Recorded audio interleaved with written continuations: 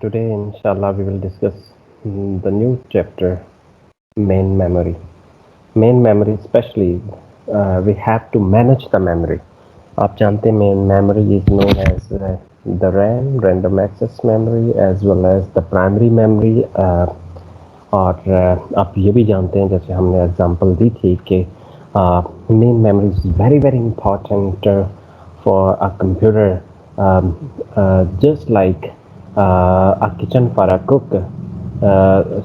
Same is the analogy. A process to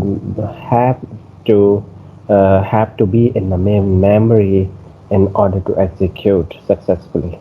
तो just like a process के लिए main memory उतनी ही important है जितनी एक कुक के लिए जो किचन है वो लाजमी है. Okay, main memory is very very important.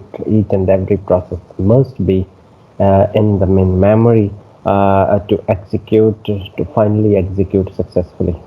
तो हम लोग इसके अलावा हमने सेकंड एक जो कॉन्सेप्ट जिस पे हमने फोकस किया था वो ये था कि हम चाहते हैं कि कंप्यूटर के resources, specially the CPU and the memory, must be used optimally. इनको अच्छे तरीके हमें मैनेज करना है, इनकी परफॉर्मेंस को हमें इंक्रीज करना है, इनकी थ्रूपुट को, इनकी एफिशिएंसी को हमें मैक्सिमाइज करना है.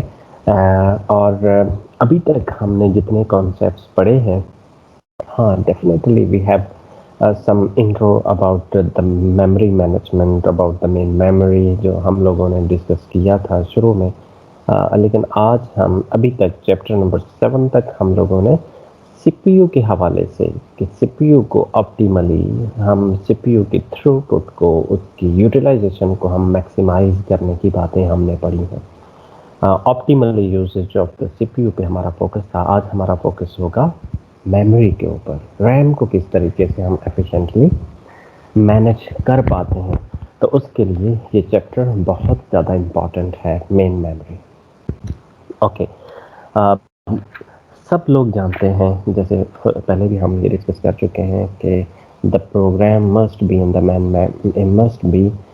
Main memory to execute from the CPU finally. ये हम बात जानते हैं. और जितनी भी हमारी एक्चुअली होता ये है कि हमारे जो प्रोग्राम्स, जो एप्लीकेशंस होती हैं, वो हार्ड डिस्क के ऊपर एग्जीक्यूटेबल फाइल फॉर्मेट में वो पड़ी होती है. एग्जीक्यूटेबल है, लेकिन वो सारी जो रिसोर्स फाइलें हैं वो हार्ड डिस्क पे पड़ी होती हैं.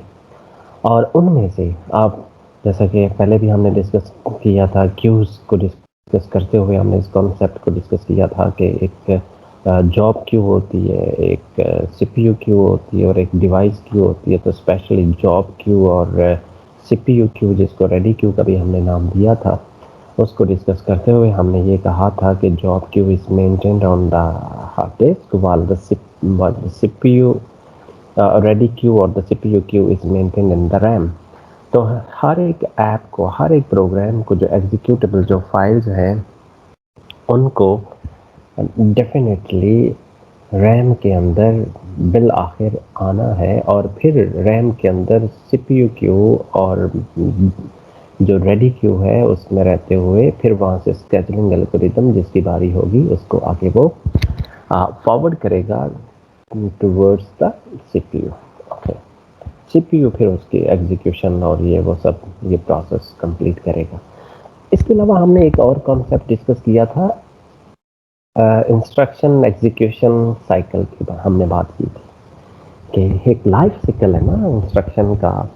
आप जानते हैं कि प्रोग्राम के अंदर जो है वो इंस्ट्रक्शन होती है, जैसे कि लाइन नंबर 1 वो एक इंस्ट्रक्शन है, लाइन नंबर 2 हेलो वर्ड अगर आपने लिखा होगा. अगेन वही कॉन्सेप्ट जो हेलो वर्ड में आपको मैंने पढ़ाया, और आपने, इट माइट बी कि आपने ये समझा हो कि ये प्रोग्रामिंग के कॉन्सेप्ट्स, इसके साथ ओएस के साथ क्या ताल्लुक, क्या लिंक है. और हमने ये भी कहा था कि ये एक ऐसी कहानी है, ये just like a story, telling a story. और फिर इसको हम मैप करेंगे into the operating system concepts. और आपने ये you have to pretend that this is just like a story, but actually जब हम ये चीज़ें डिस्कस करेंगे तो आपको पता चलेगा कि that's not a simple story. Those were the concepts, core concepts of the operating system. आज वही हेलो वर्ड वाला जो हमने कहा था कि एक प्रोग्राम है, hello word consist of few line, for example let's suppose 10 line of code.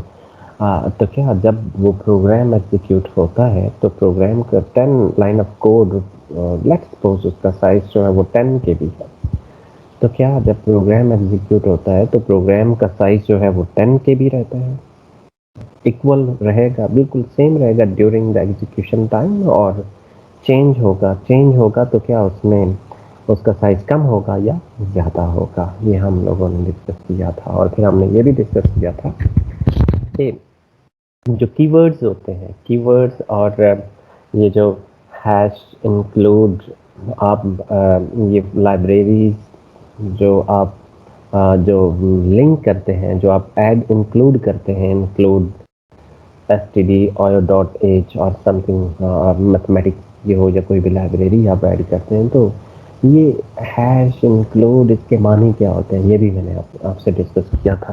फिर हमने ये भी कहा था कि जहाँ भी लिखा होता है कि सी आउट या print scan F and print F, तो उसके मानी ये होते हैं कि उसकी फंक्शनैलिटी, उस प्रोग्राम की जो फंक्शनैलिटी है वो कहीं ना कहीं लाइब्रेरी के अंदर गिवन है, क्योंकि हम ये जानते हैं कि program is nothing but only what to do and how to do. तो इस प्रोग्राम के अंदर जो कीवर्ड्स हैं वो व्हाट टू डू तो मेंशन होता है, बट हाउ टू डू, उसकी फंक्शनैलिटी,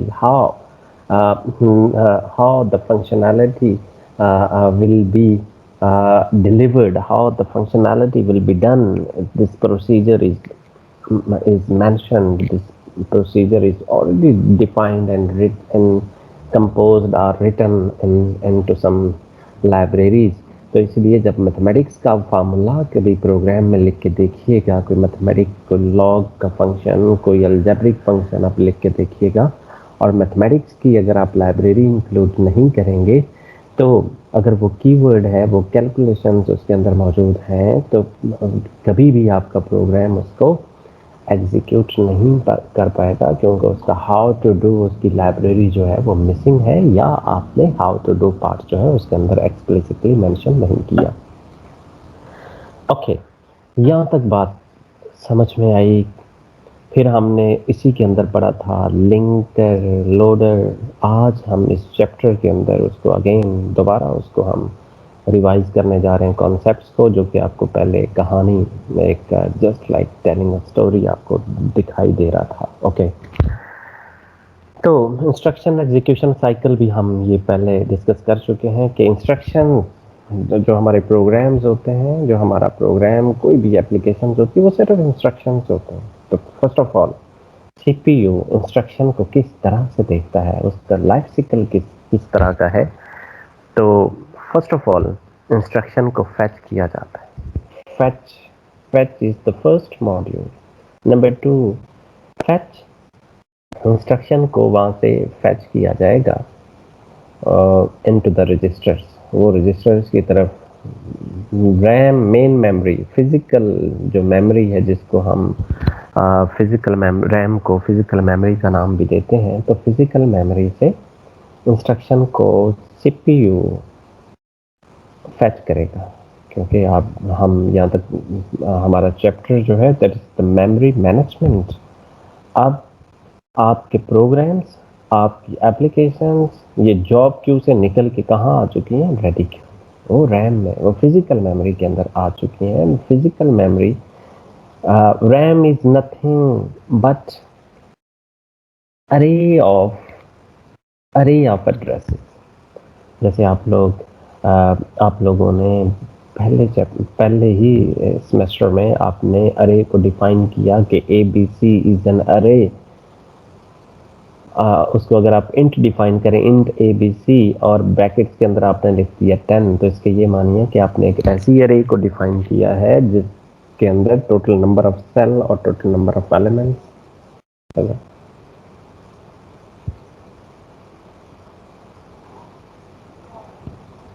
लेक्चर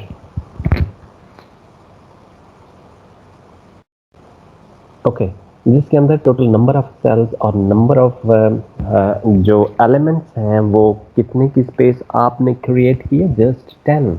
अगर आप स्टैटिक अरे की स्टैटिक अरे आप डिफाइन करते हैं, एक डायनामिक अरे होती है जिसके अंदर आपको साइज डिफाइन नहीं करना पड़ता, तो बिल्कुल इसी तरह जस्ट लाइक अ स्टैटिक अरे, अ फाइनाइट अरे, बिल्कुल इसी तरह जो हमारी रैम है, रैम को भी, रैम के अंदर भी अरे ऑफ बाइट्स उसके अंदर भी बाइट्स जो है, बाइट्स की एक अरे मौजूद है, 1 बाइट, फिर दूसरे में second byte, third byte and fourth byte. Just like hostel है, और उस हॉस्टल के अब अपने रूम्स, पहले आपने जस्ट एक प्लॉट आपने खरीदा, फिर उसके ऊपर आपने उसके ऊपर रूम्स आपने बनाने हैं, तो बेसिकली वो लोकेशंस हैं जिसके अंदर आपने स्टूडेंट्स को आप अकोमोडेट करेंगे। तो बिल्कुल इसी तरह आप समझ लें कि रैम मॉड्यूल जो आप जो नॉर्मली जो रैम मॉड्यूल होता है वो जस्ट लाइक अ प्लॉट, और उसके अंदर जो अरेज हैं, आज हमने ये सीखना ये है, इस मेमोरी मैनेजमेंट के अंदर हमने ये सीखना है कि उस प्लॉट के अंदर हम लोगों ने किस तरह से रूम्स बनाने हैं, कितने सिंगल, कितने डबल, कितने ट्रिपल और ट्रिपलेट एंड सो ऑन, इस तरह के हमने रूम्स बनाने हैं ताकि फैसिलिटेट किया जाए स्टूडेंट्स को, और कौन सी वाली जो ट्रिक है वो ज़्यादा एफिशिएंट होगी। सारे ही सिंगल रूम हों तो आप जानते हैं कि उसके अंदर आपके एक्सपेंसेस पर यूनिट कॉस्ट जो है वो बढ़ जाएगी।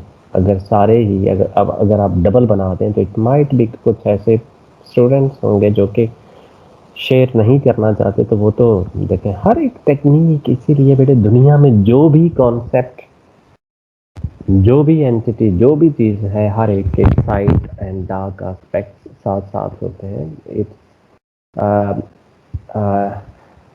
ये हम ही हैं जो हम डिसाइड करते हैं कि किस टेक्निक के अंदर, किस कॉन्सेप्ट के अंदर हमारे लिए हमारी रिक्वायरमेंट्स जो है, कौन सा वाला ट्रिक, कौन सा वाला मेथड जो है वो हमारी रिक्वायरमेंट्स के ज़्यादा करीब है। तो जस्ट लाइक हम इस मेमोरी के अंदर, ये मेमोरी को हमने मैनेज करना है, उसके अंदर हमने ये जो अपार्टमेंट्स हैं ये हमने बनाने हैं, उसकी पार्टीशन हमने करनी है। किस तरह की पार्टीशन होगी, एक ही तरह की पार्टीशन सारे सिंगल रूम्स ही बना दिए जाएं, या उसमें जो है वो हाइब्रिड अप्रोच के कुछ सिंगल हों कुछ डबल हों, और इट माइट बी कि कुछ ग्रुप में कुछ लोग जो हैं वो काम करना पसंद करेंगे, कुछ एक इलाके से हैं और वो चाहते हो कि हम एक ही रूम में, तो कुछ इसके अलावा भी है कि कुछ वेरिएबल साइजेस 1 2 3 4 इस तरह के भी, तो ये हमें मैनेज करना है, ये हमें सीखना है इस मेमोरी मैनेजमेंट के अंदर कि कौन कौन सी टेक्निक हैं जिनके थ्रू हम मेमोरी को मैनेज कर सकते हैं। ओके, इन टेक्निक्स के हवाले से आज हमारी डिस्कशन होगी, इस चैप्टर के अंदर हमारी डिस्कशन होगी। अभी बिल्कुल हम फ्रॉम द वेरी बेसिक, एक प्रोग्राम था और वो प्रोग्राम हमने लिखा किसी मसले को फिक्स करने के लिए, और पहले वो एग्जीक्यूटेबल फाइल थी that is placed on the hard disk. उसके बाद उसको हम रैम के अंदर लेके आए, and RAM is the working area of the computer, working area of for a program. तो फिर जब हम रैम के अंदर पहुंचा तो अब ये है कि रैम से हमने भेजना है उस कंप्यूटर सीपीयू की तरफ, तो सीपीयू उस रैम के अंदर मौजूद जो एग्जीक्यूटेबल जो जो इंस्ट्रक्शंस होंगी जो कि रैम के अंदर, रैम की पार्टीशंस के अंदर वो प्लेस्ड होंगी, उनको वन बाय वन उसने एग्जीक्यूट करना है with the help of a program counter. देखिए, प्रोग्राम काउंटर इन्फॉर्म कर रहा होता है कि इस इंस्ट्रक्शन के बाद फॉर एग्जांपल हम जैसे प्रोग्राम में मेन से के स्टार्ट कहाँ से लेना है और उसके बाद अगली इंस्ट्रक्शन जो है वो जस्ट उसमें 1 का इंक्रीमेंट होता है, तो हम अगली इंस्ट्रक्शन पे जाते हैं। जब वो एग्जीक्यूट होती है तो उसके बाद प्रोग्राम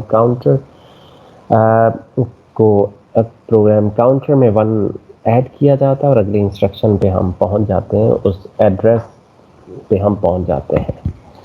ओके, इसके ये मानी हुए कि रैम के अंदर जैसे हॉस्टल के अंदर room number 1, room number 2, room number 3 अगर मुझे मालूम हो, अगर मेरे पास मैं एक विजिटर हूँ, मैं देखना चाहता हूँ कि मेरा एक स्टूडेंट जो इस हॉस्टल में अकोमोडेशन उसने ली हुई है तो वो किस जगह पे होगा, तो मैं सिंपल एडमिन ऑफिस जाके हॉस्टल के वार्डन ऑफिस में जाके वहाँ आपका नेम जो है वो सर्च करूँगा तो पता चल जाएगा कि रूम नंबर 14, तो डायरेक्ट मुझे मालूम है कि ये जो स्टूडेंट है वो किस रूम में उसकी अकोमोडेशन है। तो इसी तरह जैसे हॉस्टल के हर एक रूम का एड्रेस गिवन है, तो जो भी इंस्ट्रक्शन, जो भी प्रोसेस रैम के अंदर आता है तो वो रैम उसको किसी ना किसी लोकेशन में स्टोर करती है और उस लोकेशन का नेम होगा, उसका नंबर होगा, हर एक लोकेशन का, हर एक अपार्टमेंट का, हर एक पार्टीशन का वो कोई ना कोई एक नंबर होगा और उस नंबर के अकॉर्डिंगली जो प्रोग्राम काउंटर भी, अगर हम फॉर एग्जांपल हम अपार्टमेंट नंबर 20 पे हैं तो यहाँ से हमने स्टार्ट लिया तो 20 के बाद प्रोग्राम काउंटर में 1 का इंक्रीमेंट होगा तो हम 21 पे पहुंच जाएंगे। तो इस तरह से, और आप जानते हैं कि प्रोग्राम काउंटर में 1 का इंक्रीमेंट भी हो सकता है और एक से ज़्यादा का इंक्रीमेंट भी हो सकता है। वो किस तरह से हो सकता है, उसको इंटरप्ट कहा जाता है। उसका नॉर्मल पैटर्न ये है कि उसमें सिंगल का इंक्रीमेंट हो, लेकिन जब आपने किसी एक इंस्ट्रक्शन 20 पे होते हुए 25 तक जाना है तो इसके ये मानिए आपने नॉर्मल फ्लो को डिस्टर्ब किया, that is just like an interrupt, आप वहाँ तक पहुँचे। बेसिकली हम सारे कॉन्सेप्ट्स को ही जब हम ये चीज़ें डिस्कस करें तो ये उसका ओवरव्यू भी, उसकी हिस्ट्री जो है वो भी थोड़ी बहुत हम डिस्कस करते हैं। तो हम इस बात पे थे कि सीपीयू ने एक इंस्ट्रक्शन को रैम से पिक किया जिसको कहा जाता है, अब हम इंस्ट्रक्शन एग्जीक्यूशन साइकिल की हम बात करने जा रहे हैं, उसके मुख्तलिफ स्टेप्स की हम बात करने जा रहे हैं। तो first of all CPU instruction को फेच करेगा, वो पर्टिकुलर इंस्ट्रक्शन जो उसको चाहिए उसको वो फेच करेगा, फेच करके वो अपने रजिस्टर में ले आएगा। जब रजिस्टर में लाया तो अब फेच कर ली तो उसके बाद उसमें उसको समझना भी तो है कि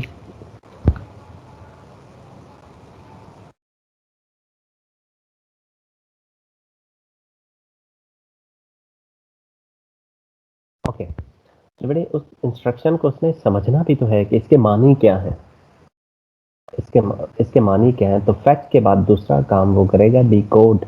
डिकोड के मानी है कि उसको अंडरस्टैंड करने की कोशिश करेगा। इट माइट बी लिखा हो a is equal to B plus C, ये तीनों ऑपरेंड्स हैं और ये इसके ये मानी है कि इसको 3 वेरिएबल्स भी चाहिए, इनकी वैल्यूज भी चाहिए b और c की, और फाइनली उसको एग्जीक्यूट करके उसके आंसर को a में रखना है। अब उसमें इंस्ट्रक्शन थी a is equal to B plus C, उसने इसको अंडरस्टैंड किया और फिर b और c की वैल्यूज को उसने फेच करना है रैम से। रैम को कहना है कि भाई b और c की वैल्यूज भी जहां पड़ी हैं मुझे आप प्रोवाइड कर दें। इसके ये मानिए पहले इंस्ट्रक्शन को फेच किया, फिर उसको डिकोड किया, डिकोड करने के बाद डिकोड करके जो उसकी रिक्वायरमेंट्स जो थी वो जब पूरी हो जाएंगी, बी और सी की वैल्यूज आ जाएंगी तो फिर उसकी एग्जीक्यूशन का टाइम आता है। अब एग्जीक्यूशन हुई, एग्जीक्यूशन में फॉर एग्जांपल बी में 2 था, सी में 3 था, तो 2 प्लस 3 हुआ, इसका आंसर 5 और 5 जो है ए में रखा गया और ए को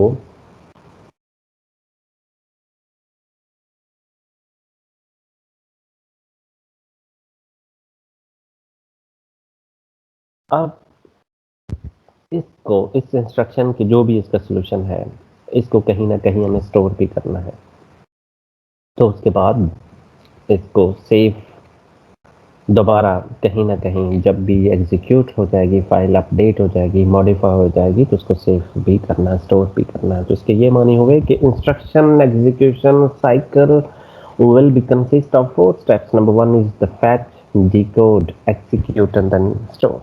Okay. हमारी सारी इंस्ट्रक्शंस, हमारा डेटा ये पड़ा हुआ होता है किसके ऊपर? रैम के ऊपर। क्लियर?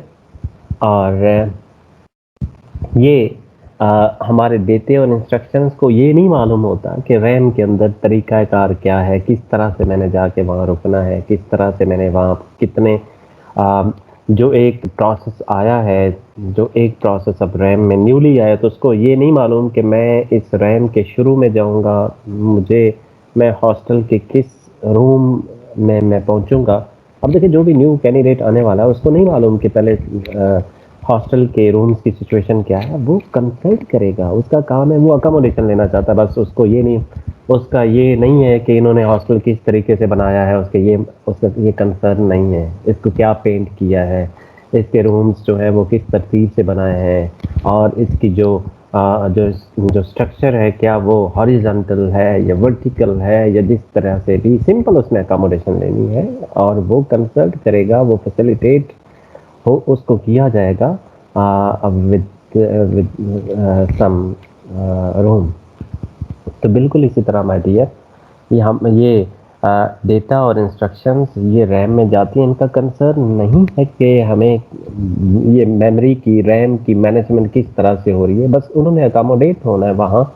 और ये आगे हार्डवेयर का काम है जो कि इस मेमोरी को मैनेज कर रहा है, जिसको मेमोरी यूनिट भी, एमयू भी कहा जाता है, मेन मेमोरी एमएमयू भी कहा जाता है, मेन मेमोरी यूनिट भी कहा जाता है।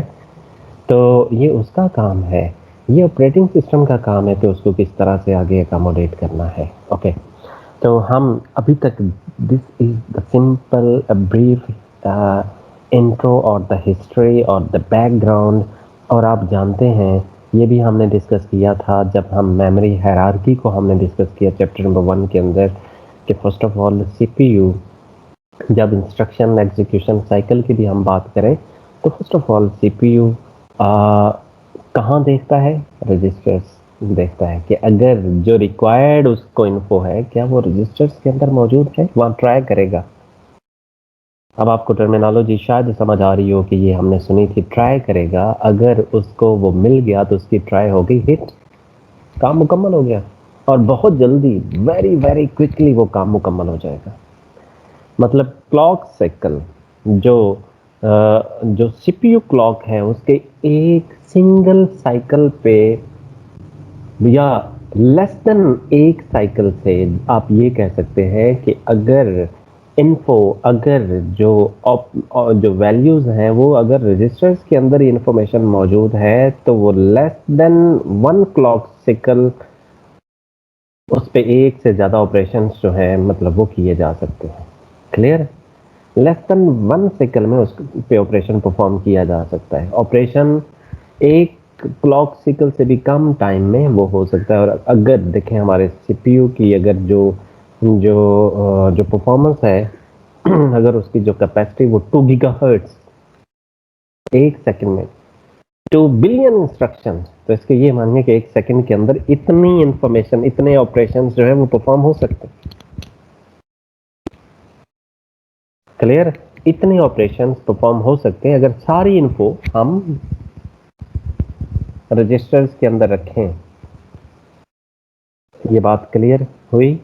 लेकिन हमने ये कहा था, ये बात भी क्लियर है कि सारी इन्फो रजिस्टर्स में मैनेज नहीं की जा सकती। तो हम उसके बाद आपने देखा होगा कि हम कैश की तरफ गए थे, कैशे नहीं, कैश के बाद हमने मूव किया था सेकंड स्टेप, मेन मेमोरी का हमने जिक्र किया था।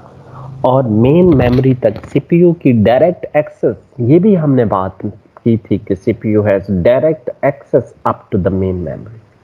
उसकी डायरेक्ट एक्सेस रजिस्टर्स तक है, उसकी डायरेक्ट एक्सेस जो है वो कैश तक है, उसकी डायरेक्ट एक्सेस जो है वो मैक्सिमम रैम तक है। रैम के बाद जितनी भी सेकेंडरी डिवाइसेस आती हैं, तो बेटा जब भी उन सेकेंडरी डिवाइसेस से उसको कोई डेटा उसने रीड या राइट करना है या उसको कोई इंफॉर्मेशन चाहिए होगी, तो वो डायरेक्ट एक्सेस नहीं है, बल्कि वो ओएस का सहारा लेगा, indirect, using the services of the OS. Okay, अभी तक हमने ये बात की, अगेन शुरू करते हैं कि ये बात की थी सीपीयू रजिस्टर्स के अंदर इंफॉर्मेशन मौजूद है तो उसको लेस देन 1 क्लॉक साइकिल वो ऑपरेट और उस पे ऑपरेशन परफॉर्म हो सकता है। वहाँ ट्राई करेगा, सीपीयू वहाँ ट्राई करेगा, अगर उसको ट्राई हिट हो गई, उसको इंफॉर्मेशन मिल गई तो दैट्स गुड, कमाल हो गया। अगर वो उसकी ट्राई होती है हिट नहीं, मिस मिस होती है, तो इसके ये मानी है कि पहले लेवल पे इन्फो उसको नहीं मिली, अब सेकंड की तलाश में वो आता है, वो देखता है कैश में। अगर कैश में वो ट्राई करेगा, अगर मिल जाती है तो हिट हिट हुई तो इस इंफॉर्मेशन को कॉपी करके वो रजिस्टर्स की तरफ ले जाएगा। फाइनल जो कैलकुलेशंस होती हैं, जो एग्जीक्यूशन, वो कहाँ होती है? वो रजिस्टर्स के अंदर होती है। और अगर वहाँ भी ट्राई कैश में भी मिस होगी तो उसके बाद उसको कहाँ जाना है? रैम की तरफ जाना है, मेन मेमोरी में देखेगा और मेन मेमोरी से उसको ऑपरेंड्स या जो उसकी रिक्वायर्ड जो इन्फो है वो मिल जाएगी, इंस्ट्रक्शंस मिल जाएंगी, वहाँ से उसको फेच करके कॉपी करके पहले उससे वो अपर लेवल पे ले जाएगा, फिर उसके बाद उससे नेक्स्ट लेवल अपर जो कि रजिस्टर की तरफ ले जाएगा और फिर वहाँ एग्जीक्यूशन होगी। ये बात समझ में आ गई? ओके। ये बात भी हमने ये कहा है कि रजिस्टर फास्ट होते हैं। आपको शायद याद हो कि जो हम ये सेशनल में भी हमने क्वेश्चन पुट किए थे, एमसीक्यूज बनाए थे कि रजिस्टर्स फास्ट होते हैं। क्यों फास्ट होते हैं? आज आपको पता, मैंने ये भी बता दिया फास्ट कितने को होते हैं कि लेस देन 1 क्लॉक साइकिल वो ऑपरेशन अगर इन्फो उसके अंदर मौजूद है तो ऑपरेशन वो कर सकते हैं। फिर उसके बाद अगर कैश में हो तो डेफिनेटली वो थोड़ा सा डिले उसमें ज़्यादा इन्वॉल्व होगा, और अगर कैश में भी नहीं है तो उसके बाद रैम की तरफ जब जाएं तो रैम के अंदर जो इंफॉर्मेशन मौजूद है उसको एग्जीक्यूट करने के लिए सीपीयू क्लॉक साइकिल एक नहीं बल्कि several several several CPU clock cycle चाहिए होंगे एक इंस्ट्रक्शन को जो कि रैम के अंदर मौजूद है। क्लियर? तो इसके ये मानी ये तो थोड़ा सा गैप आ गया, इसमें डिले ज़्यादा है। अब अभी इस चैप्टर के अंदर मैंने तो आपको एक सिमेट्री, एक सीक्वेंस में मैंने आपको बता दिया, लेकिन इस चैप्टर के अंदर उन्होंने रजिस्टर के बाद डायरेक्ट रैम की बात की है कि या इंस्ट्रक्शंस रजिस्टर में पड़ी हुई हैं या कहाँ पड़ी हुई हैं? रैम के अंदर पड़ी हुई हैं। तो रजिस्टर्स के अंदर less than 1 clock cycle time में वो ऑपरेशन मुकम्मल होते हैं, और अगर इंस्ट्रक्शन ऐसी है जो कि रैम के अंदर मौजूद है तो उसको सेवरल क्लॉक साइकिल चाहिए। तो इसके ये मानी है कि उसको वो क्यों क्लॉक साइकिल चाहिए कि उसको यहाँ से वो इंफॉर्मेशन को कॉपी करके ऊपर वाले लेवल पे लेके जाएगा, एक स्टेप ऊपर कॉपी करेगा, जिसको कैशिंग का नाम दिया गया है। Caching is the concept in which we copy the data from slower media into the faster media, into from copy the info, copy the data from lower into the upper level of in the storage hierarchy। ये हमने बात की थी। तो चूंकि copy करने में वहां तक जाने में टाइम लगता है, तो वो टाइम उतनी देर क्लॉक साइकिल जो है वो क्या हुए, वो सीपीयू आपका वेट करेगा, क्लॉक साइकिल आपके मिस होते गए। Clock cycle, several clock cycle के बाद वो इंस्ट्रक्शन जब वहां तक पहुंचेगी तो वो डिले इन्वॉल्व होगा, वो वेस्टेज ऑफ क्लॉक साइकिल होंगे, और उस कॉन्सेप्ट को हम कहते हैं स्टॉल, मेमोरी स्टॉल। ये देखिए, ये जो टर्मिनोलॉजी लिखी हुई है स्टॉल, मेमोरी स्टॉल, जो ब्लू हाईलाइटेड है स्टॉल, तो इसका पता आपको चल गया कि ये main memory can take many cycle causing a stall.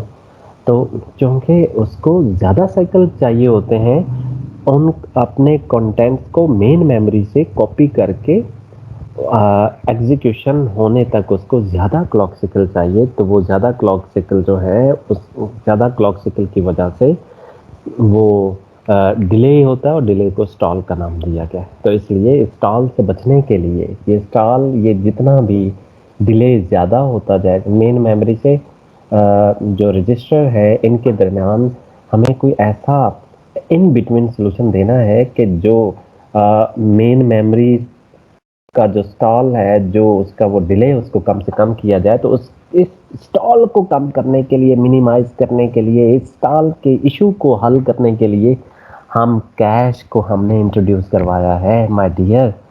क्योंकि उसके अंदर अगर 10 क्लॉक साइकिल उसको चाहिए वहाँ इंस्ट्रक्शन को फेच करके एग्जीक्यूट करने में, तो जब कैश आ जाएगी तो 3-4 साइकिल के अंदर उसको एग्जीक्यूट वो कर लेगा। अगर उसको कैश से ही वो इन्फॉर्मेशन मिल जाएगी तो समझ आइए आज आपको कि ये कैश को क्यों इंट्रोड्यूस करवाया गया। उसको स्पीड अप करने के लिए, स्टॉल को मिनिमाइज करने के लिए, स्टॉल जो इशू था, जो प्रॉब्लम था, उसको फिक्स करने के लिए हम कैश को इंट्रोड्यूस करवाया था।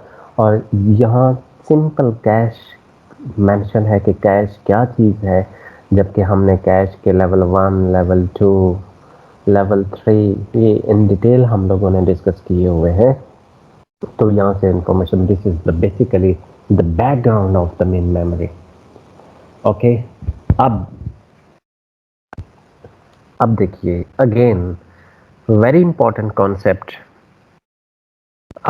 जो हमने कल भी उसका जस्ट आपको हिंट मैंने दिया था कि नॉर्मली होता ये है कि मेन मेमोरी की 2 पार्टीशंस जो हैं वो बनाई जाती हैं। एक पार्टीशन के अंदर हम ऑपरेटिंग सिस्टम रखते हैं जस्ट लाइक दिस, और दूसरे पोर्शन में हम इस दूसरे वाले पोर्शन में इसके अंदर मल्टीपल अपार्टमेंट्स हैं, लेकिन ट्रेडिशनली सिर्फ देर आर, इस आप कंसिडर करें कि देर आर ओनली 2 अपार्टमेंट्स, एक ऑपरेटिंग सिस्टम के लिए और एक प्रोसेस के लिए। सिंगल यूज़र सिंगल टास्क अपने माइंड में रखिए। लेकिन अब हम करते क्या है, सिंगल यूज़र सिंगल टास्क में सीपीयू की जो यूटिलाइजेशन है वो वो मैक्सिमल नहीं थी।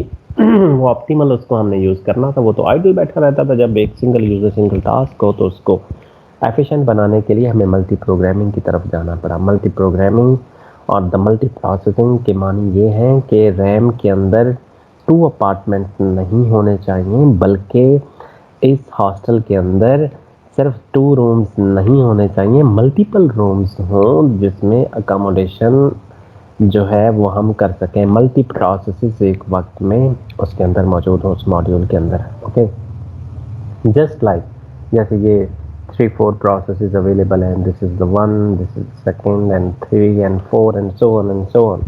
मतलब मल्टीपल प्रोसेसेस होने चाहिए। मल्टीपल प्रोसेसेस हों तो इस तरह से हमने सीपीयू को ऑप्टिमली इस्तेमाल किया था। और दूसरे नंबर पे देखिए कि अगर 2 अपार्टमेंट्स हैं, 2 रूम्स, बड़े बड़े हॉल है, बिग हॉल, जैसे आपको पहले भी मैंने कहा था कि जैसे C4 हम अपने रूम एक बड़े वाले हॉल की बात करें, अगर 2 हॉल और उनमें सिर्फ एक एक स्टूडेंट ही हमने बिठाना हो, एक एक, या आपकी क्लास है 10 स्टूडेंट की और उसमें 100 स्टूडेंट्स की कैपेसिटी है, तो आप बड़े वाले रूम 100 वाले में वो 10 को आप लेके बैठे होंगे, तो वेस्टेज ऑफ रिसोर्सेज है माय डियर।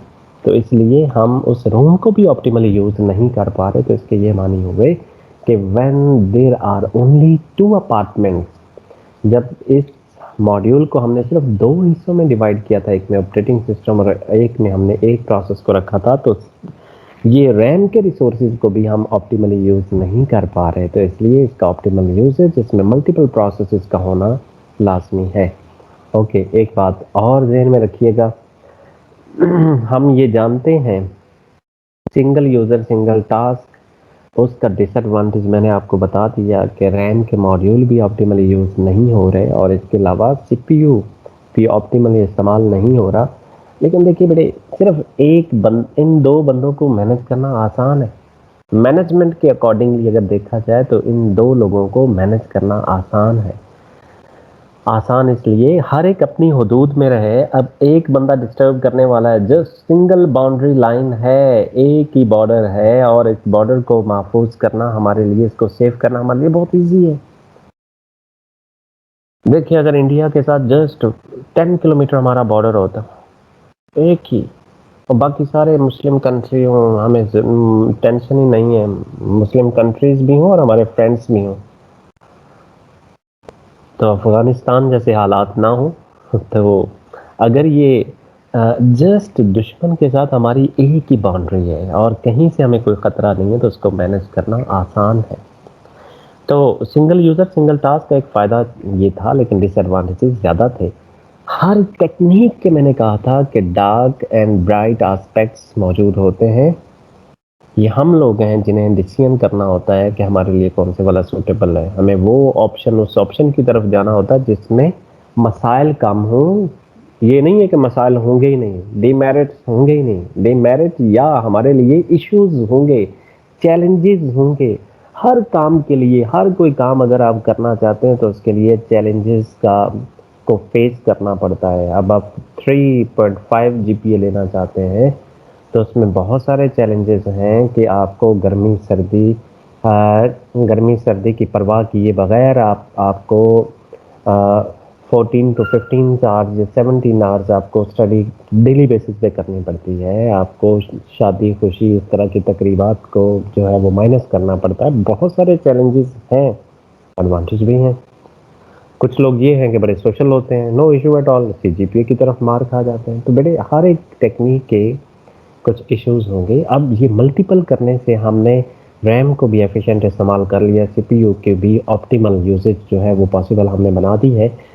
लेकिन अगेन ये बॉर्डर है, मल्टीपल बॉर्डर्स है। इन इस पहले वाले बॉर्डर को सेव करना ये भी एडमिनिस्ट्रेशन के लिए एक चैलेंज है। इसको ये दोनों प्रोसेसेस भी आपस में एक दूसरे को डिस्टर्ब ना करें, ये दोनों भी आपस में एक दूसरे को डिस्टर्ब ना करें। ऑपरेटिंग सिस्टम जो है वो इस प्रोसेस वाली इस रेंज में ना आए, इस अपार्टमेंट में, और ये प्रोसेस की जो है ये दूसरे प्रोसेसेस के एरिया को डिस्टर्ब ना करे। इसको इंश्योर करना पड़ता है। जैसे हम पार्टीशंस, लॉजिकल पार्टीशंस बनाते हैं तो इसके अंदर भी पार्टीशंस मौजूद हैं। इसको इंश्योर करने के लिए हमें कोई ना कोई टेक्नीक इस्तेमाल करनी होगी कि ऑपरेटिंग सिस्टम के जितने भी प्रोसेसेस हैं वो बिल्कुल इसी अपार्टमेंट तक रहे, वो आगे कहीं आगे इंटरफेयर ना करें। जो इस प्रोसेस की जितनी भी इंस्ट्रक्शंस हैं वो इसी के अंदर रहे, वो आगे इसको इसके हालात इसके एरिया में इंटरफेयर ना करें। तो इसके लिए हमारे पास एक कॉन्सेप्ट, हमें कोई ना कोई सोल्यूशन तो देना है माय डियर। और उस सोल्यूशन को इम्प्लीमेंट करने के लिए हमें 2 रजिस्टर्स चाहिए।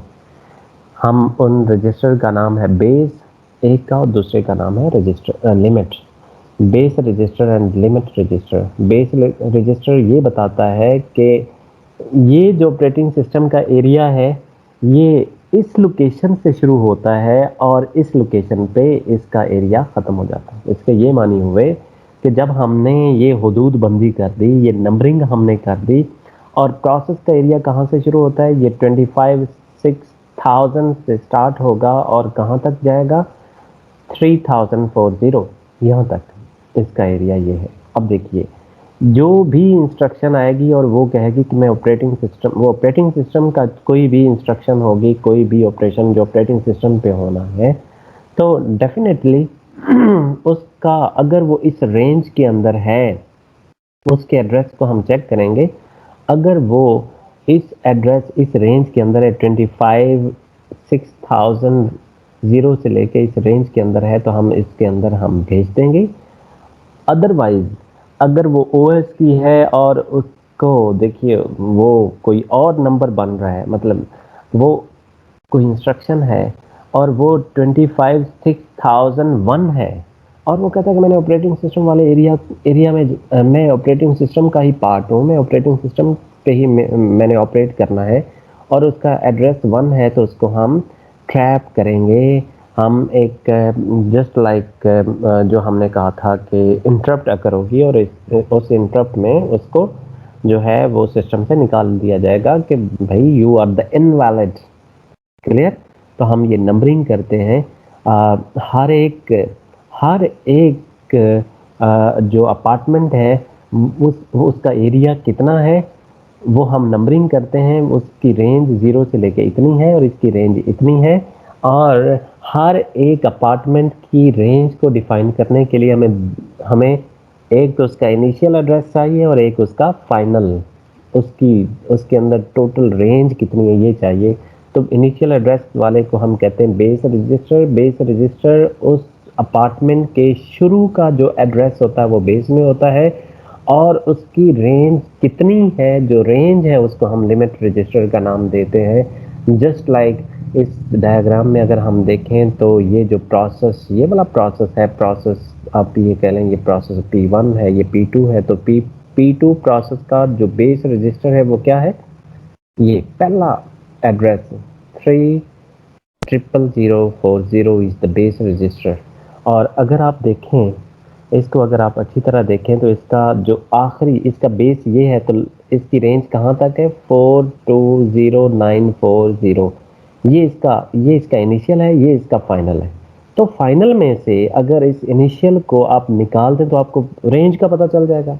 देखिए जैसे हम ये कहते हैं कि आ, जो इस क्लास की स्ट्रेंथ कितनी है, तो हम कहते हैं कि इसका इनिशियल रोल नंबर ये है, आखिरी रोल नंबर ये है, तो आप खुद अंदाज़ा कर लें कि इसकी टोटल स्ट्रेंथ जो है वो कितनी होगी। तो इसकी रेंज, इस क्लास की स्ट्रेंथ कितनी होगी। हमारी यूनिवर्सिटी में टोटल नंबर ऑफ स्टूडेंट्स कितने हैं, तो वो एक रेंज दे देता है कि एक पहला इस साल स्प्रिंग के अंदर या फॉल के अंदर कितना, तो वो कहने के कि इस रेंज से इस रेंज तक पहला स्टूडेंट उसका ये है और लास्ट स्टूडेंट का ये है, तो उसको आप अपर से, फाइनल से आप इनिशियल को माइनस करें तो आपको रेंज का पता चल जाएगा। इसमें से माइनस करें 420940, इसमें से इसको आप माइनस करें तो 4 माइनस 3 ये 1 आ गया, उसके बाद 2 वैसे आ गया, और उसके बाद ये 00 और ये 9 जो है ये वैसे आ गया। तो इसकी ये मानी है कि ये रेंज है, इसके अंदर टोटल नंबर ऑफ एड्रेसेस कितने हैं उसको हम लिमिट का नाम देते हैं। लिमिट मतलब range, size of the range, range का साइज कितना है। देखिए यहाँ से यहाँ तक इस रेंज का साइज कितना, उसको हम लिमिट रजिस्टर का नाम देते हैं। क्लियर। अब देखिए ये लिमिट रजिस्टर का बड़ा कमाल होता है, बड़ा रोल होता है।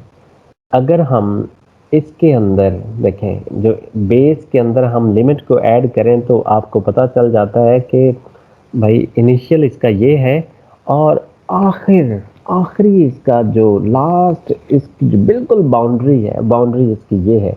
अगर बाउंड्री से वो छोटा होगा और बेस से बड़ा होगा तो फिर ये है कि इसका वैलिड एड्रेस है, वो इस प्रोसेस में आ सकता है। लेकिन अगर वो बेस से वो छोटा होगा या ये जो बाउंड्री है उससे बड़ा होगा, तो इसके ये मानिए कि ये इसका लेजिटिमेट, इसका वैलिड एड्रेस नहीं है, तो उसको हम ट्रैप या सिंपल इंटरप्ट के, एक इंटरप्ट अक्कर होगी और उसको हम सिस्टम से माइनस कर देंगे, इलॉजिकल या इनवैलिड इंस्ट्रक्शन के तौर पे हम देंगे। अगेन इसी बात को अगर सीपीयू ने कोई एक एड्रेस जनरेट किया है, अब हमें ये देखना है कि ये जो बेस और लिमिट रजिस्टर्स ये जो यहाँ डिप्लॉय हुए हैं, हर एक प्रोसेस की हदबंदी करने के लिए जो हमने 2 registers base and limit deploy किए हैं, ये किस तरह से काम करेंगे। इसकी वर्किंग ये है कि सीपीयू के पास कोई भी एक ऑपरेशन, कोई भी एक एड्रेस वो आया, उस एड्रेस को पहले वो चेक करेगा क्या ये बेस के बराबर, इज द एड्रेस, ये जो सीपीयू ने एड्रेस भेजा है, is the address is greater than equal to the base. अगर ग्रेटर देन और इक्वल टू होगा तो जैसे आपने ये देखा, इसमें देखें, अगर ये इससे, ये बेस रजिस्टर है, बेस से या तो इसके बराबर होगा या इससे बड़ा होगा, तो फिर ये इस प्रोसेस का पार्ट बनेगा, फिर ये वैलिड है। ओके, तो बिल्कुल इसी बात को हमने देखा है कि एड्रेस पहले कंपेयर होगा बेस के साथ, अगर बेस से बड़ा होना चाहिए या उसके बराबर होना चाहिए। अगर ये कंडीशन फुलफिल करती है तो यस, तो उसके बाद हमें ये भी देखना है कि बेस प्लस लिमिट।